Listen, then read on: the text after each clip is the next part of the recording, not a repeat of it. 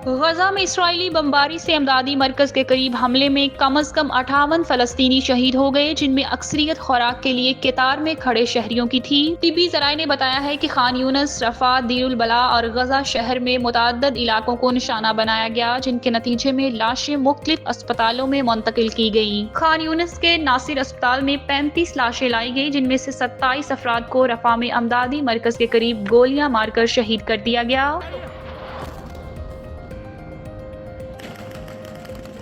अल-शिफा अस्पताल को 14, अल-अक्सा शुहदा अस्पताल को 6 और अल-अरबी अहली अस्पताल को 3 लाशें मौसूल हुई। जोरा के इलाके में एक इसराइली ड्रोन हमले में कम अज कम 4 अफराद शहीद हो गए, जबकि दीरुल बला में 1 और हमले में 3 अफराद जान से गए। अक़वाम मुत्तहिदा के इंसानी हकूक़ कमीशन के तर्जुमान जेरेमी लांस ने गजा में शहरियों पर हमले को बैनुल अक़वामी क़वानीन की संगीन खिलाफ वर्जी करार देते हुए कहा कि शहरियों को खुराक से रोकना भी जंगी जनून के ज़िम्मे में आता है।